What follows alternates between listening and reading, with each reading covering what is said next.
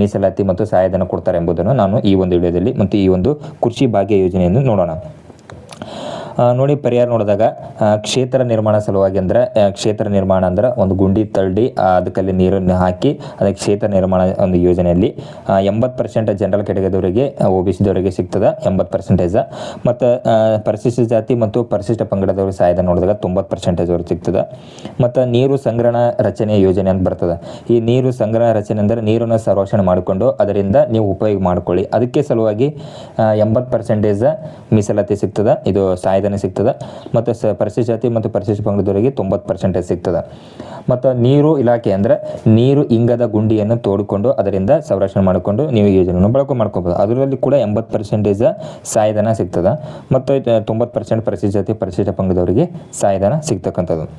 ಮತ್ತು ಕೃಷಿ ಹೊಂಡ ಸುತ್ತಲೂ ತಂತಿ ಬೇಲಿ ಅಂದರೆ ಈಗ ಏನಾದರೂ ಕೃಷಿಯನ್ನು ನೀರು ನಿರ್ಮಾಣ ಮಾಡಿದ್ರೆ ಕೃಷಿ ಹೊಂಡ ಮಾಡಿದರೆ ಅದು ಸುತ್ತಲೂ ಬೇಲಿ ನಿರ್ಮಾಣ ಮಾಡಬೇಕು. ಯಾಕಂದರೆ ದನ ಕರುಗಳಾಗಿರ್ಬೋದು ಹಸುಗಳು ಬಂದು ಹಾಳು ಮಾಡುವಂಥ ಚಾನ್ಸಸ್ ಇರ್ತದೆ ಮತ್ತು ಏನೋ ಒಂದು ಪ್ರಾಬ್ಲಮ್ ಆಗಿ ಇದು ಮಾಡೋ ಚಾನ್ಸ್ ಇರ್ತದೆ. ಅದಕ್ಕೋಸ್ಕರನೇ ಕೃಷಿ ಹೊಂಡ ಸುತ್ತಲೂ ತಂತಿ ಬೇಲಿ ಸಲುವಾಗಿ ಪರಿಶಿಷ್ಟ ಜಾತಿ ಪರಿಶಿಷ್ಟ ಪಂಗಡದವರಿಗೆ 90% ಕೊಟ್ಟರೆ ಇನ್ನು ಉಳಿದ ವರ್ಗಗಳಿಗೆ 80% ಇದಕ್ಕೆ ಸಹಾಯಧನ ಕೊಡ್ತಾನೆ.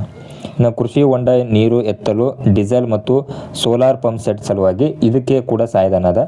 ಇತರ ವರ್ಗಗಳಿಗೆ 90% ಸಹಾಯಧನ ಕೊಟ್ಟರೆ ಪರಿಶಿಷ್ಟ ಜಾತಿ ಮತ್ತು ಪರಿಶಿಷ್ಟ ಪಂಗಡದವರಿಗೆ 90% ಸಹಾಯಧನ ಕೊಡುತ್ತೆ.